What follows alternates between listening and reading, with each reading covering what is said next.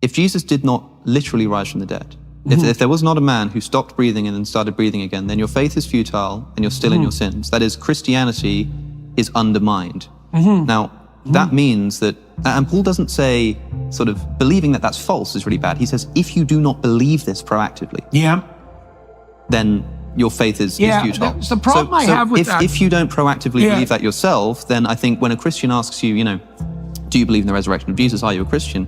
I think you must be committed to saying no, at least under that interpretation of Paul. And even if you're not sure, I mean, it's fine if I say to you, do you think that a man physically rose from the dead? And you say something like, well, I don't know. I mean, I wasn't there, but I think it has a lot of mythological significance, or I think that maybe it happened in a different sense, or it happened in the sense that good fiction happens, then fine. But it needs to begin with that caveat of the simple sort of, historically speaking, I don't know. And I know you don't like to pull out the historical Jesus from the mythological, that's a good objection. But it's an important question to ask. No, of course, it's a very good objection.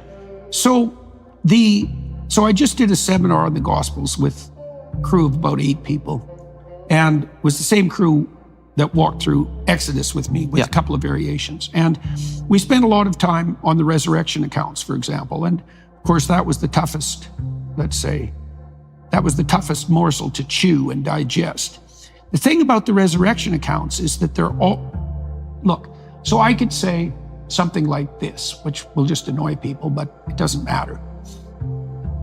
I believe the accounts, but I have no idea what they mean.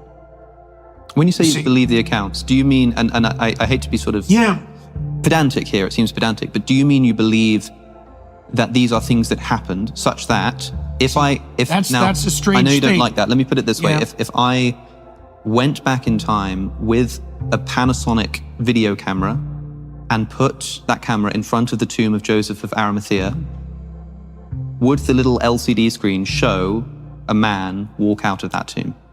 I would suspect yes. So that to me seems like a belief in the historical event of the resurrection, or at least of Jesus leaving the tomb, which means that when somebody says, do you believe that Jesus rose from the dead? It doesn't seem clear to me why you're not able to just say, it would seem to me yes. Because I have no idea what that means. And neither did the people who saw it.